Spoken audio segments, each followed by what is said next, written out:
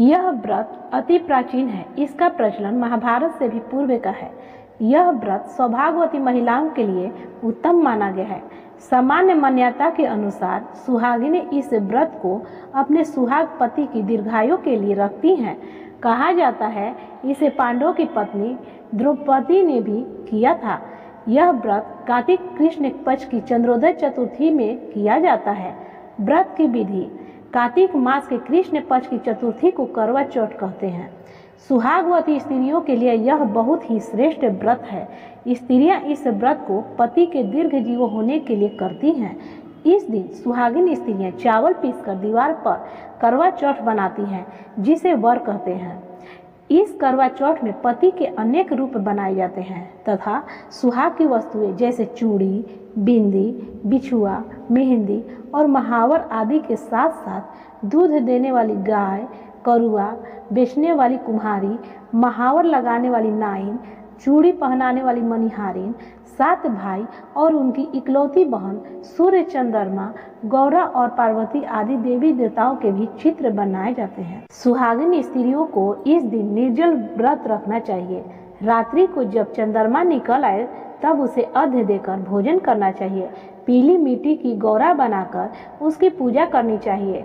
यदि दीवार पर करवा चौथ बनाने में कोई असुविधा हो तो करवा चौथ का चित्र बाजार से लाकर दीवार पर चिपकाया जा सकता है। करवा चौथ की व्रत कथा: एक साहूकार था जिसके 7 बेटे और एक बेटी थी। सातों भाई व बहन एक साथ बैठकर भोजन करते थे। एक दिन कार्तिक की चौथ का व्रत आया तो भाई बोला कि बहन आओ बहन भोजन करें। बहन बोली कि आज करवा चौथ का व्रत है, चांद उगने पर ही खाऊंगी। तब भाइयों ने सोचा कि चांद उगने तक बहन भूखी रहेगी, तो एक भाई ने दिया जलाया, दूसरे भाई ने छलनी लेकर उसे ढका और नकली चांद दिखाकर बहन से कहने लगे कि चल चांद उग आया है, अर्घ्य दे ले।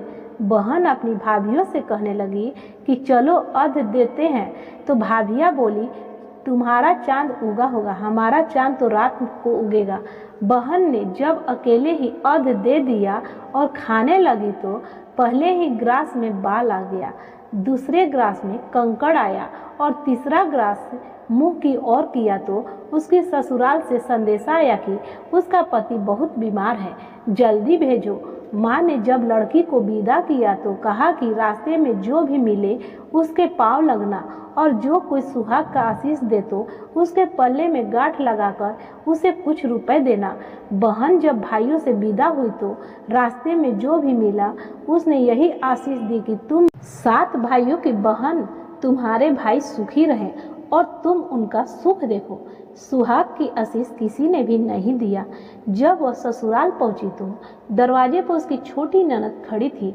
वह उसके भी पांव लगी तो उसने कहा कि सुहागिन रहो, सपूती हो। तो उसने यह सुनकर पल्ले में गांठ बांध दी और ननद को सोने का सिक्का दिया। तब भीतर गए तो सास ने कहा कि पति धरती पर पड़ा है, तो वह उसके पास जाकर उसकी सेवा करने के लिए बैठ गए। बाद में सास ने दासी के हाथ बची खुची रोटी भेज दी। इस प्रकार से समय बीतते बीतते मार्गशीर्ष की चौथ आई तो चौथ माता बोली करवा ले भाइयों की प्यारी करवा ले। लेकिन जब उसे चौथ माता नहीं दिखलाई दी तो वह बोली हे माता, आपने मुझे उजाड़ा तो आप ही मेरा उद्धार करोगी, आपको मेरा सुहाग देना पड़ेगा। तब उस चौथ माता ने बताया कि पोस्ट की चौथ आएगी, वह मेरे से बड़ी है, उसे ही सब कहना, वही तुम्हारा सुहाग वापस देगी। पोस्ट की चौथ आकर चली गई, माघ की चली गई, फागुन की चली गई, चैत्र बैसाख ज्येष्ठ आषाढ़ और सावन भादों की भी सभी चौथ आई और कहकर चली गई कि आगे वाली को कहना। असोज की चौथ आई तो उसने बताया कि तुम पर कार्तिक की चौथ नाराज है, उसी ने तुम्हारा सुहाग लिया है, वही वापस कर सकती हैं, वही आएंगी तो पांव पकड़कर विनती करना। यह बताकर वह भी चली गई। जब कार्तिक की चौथ आई तो वह गुस्से से बोली भाइयों की प्यारी करवा ले, दिन में चांद उगाने वाली करवा ले, व्रत को खंडन करने वाली करवा ले, भूखी करवा ले। तो यह सुनकर चौठ माता को देखकर उसके पांव पकड़कर गिड़गिड़ाने लगी, हे चौठ माता, मेरा सुहाग तुम्हारे हाथों में है, आप ही मुझे सुहागिन करें। तो माता बोली, पापी हत्यारिन, मेरे पांव पकड़कर क्यों बैठ गई? तब वह बोली कि जो मुझसे भूल हुई है उसे क्षमा कर दो, अब भूल नहीं करूंगी। तो चौठ माता ने प्रसन्न होकर आंखों से काजल, नाखूनों में से मेहंदी और टीकों में से रोली लेकर छोटी उंगली से उसके आदमी पर छींटा दिया। तो वह उठकर बैठ गया और बोला कि आज मैं बहुत सोया। वह बोली, क्या सोए? मुझे तो 12 महीने हो गए, अब जाकर चौठ माता ने मेरा सुहाग लौटाया। तब उसने कहा कि जल्दी से माता की पूजन करो। जब चौठ माता की कहानी सुनी, करवा का पूजन किया तो प्रसाद खाकर दोनों पति पत्नी चौपड़ खेलने बैठ गए। नीचे से दासी आई, उसने उन दोनों को चौपड़ पासे से खेलते देखा तो उसने सासू जी को जाकर बताया। तब से सारे गांव में यह बात प्रसिद्ध हो गई कि सब स्त्रियां चौठ का व्रत करे तो सुहाग अटल रहेगा। जिस तरह से साहूकार की बेटी का सुहाग दिया, उसी तरह से चौठ माता सबको सुहागिन रखे। यही करवा चौथ के उपवास की सनातन महिमा है। पहला अध्याय समाप्त। दूसरी अध्याय अति प्राचीन काल की बात है। एक बार पांडु पुत्र अर्जुन तप करने के लिए नीलगिरी पर्वत पर चले गए थे। इधर पांडवों पर अनेक मुसीबतें पहले से ही थी। इससे द्रौपदी ने शौक विहल हो कृष्ण की आराधना की। कृष्ण उपस्थित हुए और पूछा, कहो क्या कष्ट है तुम्हें? प्रभु, द्रौपदी ने हाथ जोड़कर कहा, मुझे क्या कष्ट है? आप तो स्वयं जानते हैं, आप तो अंतर्यामी हैं। मुझे कष्टों के बोझ से विहल कर दिया है। क्या कोई ऐसा उपाय है जिससे इन कष्टों से छुटकारा मिल सके? तुम्हारा प्रश्न अति उत्तम है द्रौपदी। कृष्ण मुस्कुराकर बोले, प्रभु, फिर मुझ दुख नारी का कष्ट दूर करने का उपाय बताइए। द्रौपदी ने पूछा। यही प्रश्न एक बार पार्वती जी ने शिव जी से कर दिया था। तब श्री शिव जी ने करवा चौथ का विधान बताया था। फिर प्रभु, करवा चौथ की जानकारी मुझे भी दीजिए और उसकी कथा कहिए। तब कृष्ण ने एक पल सोचने के बाद कहा, दुख सुख जो संसारिक माना जाता है, प्राणी उसमें सदा ही लिप्त रहता है। मैं तुम्हें अति उत्तम करवा चौथ व्रत की कथा सुनाता हूँ, इसे ध्यान से सुनो। प्राचीन काल में गुणी विद्वान धर्मपरायण एक ब्राह्मण रहता था। उसके 4 पुत्र तथा एक गुणवती सुशील पुत्री थी।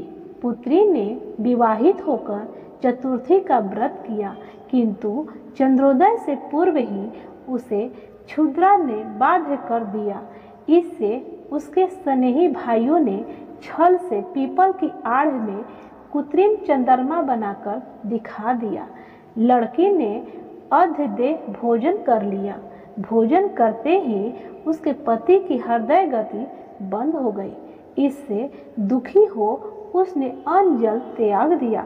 उसी रात्रि में इंद्राणी भूमि चरण करने आई। ब्राह्मण पुत्री ने उससे अपने दुख का कारण पूछा। इंद्राणी ने बताया, तुम्हें करवा चौथ व्रत में चौथ दर्शन से पूर्व भोजन कर लेने से यह कष्ट मिला है। तब उस लड़की ने अंजलि बांधने विनय की कि इससे मुक्त होने का कोई उपाय बताइए। इस पर इंद्राणी ने कहा, यदि तुम विधि पूर्वक अगली करवा चौथ का व्रत करो तो तुम्हारे पति पुनः जीवित हो जाएंगे। कन्या ने ऐसा करने का वचन दिया तो उसका पति स्वस्थ हो गया। इस पर उस कन्या ने वर्ष भर प्रत्येक चतुर्थी का व्रत किया और अनंत अखंड सुहाग प्राप्त किया। श्री कृष्ण ने कहा, हे द्रौपदी, यदि तुम इस व्रत को करोगी तो तुम्हारे सभी संकट टल जाएंगे। इस प्रकार द्रौपदी ने यह व्रत किया और पांडव सभी क्षेत्रों में विजयी हुए। इस प्रकार सौभाग्य पुत्र पौत्रादि और धन्य धान की इच्छुक स्त्रियों को यह व्रत विधि पूर्वक करना चाहिए। इस व्रत में भगवान शंकर की आरती की जाती है। करवा चौथ की दूसरी अध्याय समाप्त। करवा चौथ की तीसरी अध्याय। एक ब्राह्मण परिवार में 7 बहुएं थीं। 6 बहुएं के मायके वाले बहुत अमीर थे, इसी कारण ससुराल में उनका बड़ा मान था। परंतु छोटी के मायके में कोई न था। वह घर का सारा काम काज करती, सबकी सेवा करती, पर कोई भी उससे प्यार नहीं करता। सभी दुत्कारते रहते। तीज त्योहारों पर भी जब उसके मायके से कोई न आता तो वह बहुत दुखी होती। हर वर्ष की तरह इस वर्ष भी करवा चौथ का व्रत आया। अन्य बहुओं के मायके से उनके छोटे भाई करवा लेकर आए, पर छोटी के मायके में यदि कोई होता तो करवा भी लाता। सास भी छोटी को खरी खोटी सुना रही थी। वह दुखी होकर घर से निकल पड़ी और जंगल में जाकर रोने लगी। एक नाग बहुत देर से उसका रोना सुन रहा। अंत में वह अपने बिल से निकल आया तथा छोटी बहू से पूछने लगा, बेटी क्या बात है, तुम रो क्यों रही हो? छोटी बहू बोली, आज करवा चौथ है, मेरा कोई भाई नहीं है। यदि मेरा कोई भाई होता तो आज जरूर करवा लेकर आता। नाग को छोटी बहू पर दया आई। नाग ने कहा, बेटी तुम घर चलो, मैं अभी करवा लेकर आता हूँ। थोड़ी देर बाद नाग ससुराल पहुँचा। ससुराल वाले इतना सामान देखकर चकित हो गए। सास भी प्रसन्न हो गई। सास ने प्रसन्न मन से छोटी बहू को नाग देवता के साथ भेज दिया। नाग देवता ने छोटी बहू को अपना सारा महल दिखाया और कहा, जितने दिन चाहो आराम से रहो, मन चाह खाओ, मन चाह पहनो, पर एक बात याद रखना, सामने रखी नाद कभी मत खोलना। छोटी बहू सारा समय महल में आराम से काटती, पर नाद के बारे में उसकी उत्सुकता बढ़ती जाती। एक दिन जब घर में कोई न था, उसने नाद को उठाकर देखा तो हजारों छोटे छोटे सांप के बच्चे इधर उधर रेंगने लगे। उसने जल्दी ही नाद ढक दी। जल्दी में एक सांप की पूंछ नाद के नीचे आकर कट गई। शाम को नाग के आने पर छोटी ने अपनी गलती स्वीकार कर ली। नाग ने भी उसे क्षमा कर दिया। जब छोटी ने ससुराल जाने की इच्छा की तो उसे धन रत्न आदि देकर विदा किया। छोटी के ससुराल में जब उसकी बड़ी इज्जत होने लगी, जिस सांप की पूंछ कटी थी उसे सभी बंडा कहकर तंग करते। एक दिन उसने अपनी माँ से पूछा कि मेरी पूंछ कैसे कटी है। माँ ने कहा कि छोटी बहू के नाद उठाने और जल्दी में रखने में ही तुम्हारी पूंछ कटी है। तो वह बोला कि मैं छोटी से बदला लूँगा। माँ के बहुत समझाने पर भी वह एक दिन चुपचाप छोटी के घर जा छुपा और मौका पाकर उसे काटने की सोचने लगा। वहाँ छोटी बहू और उसकी सास में किसी बात पर बहस हो रही थी तो छोटी कसम खाकर कह रही थी कि मैंने ऐसा नहीं किया।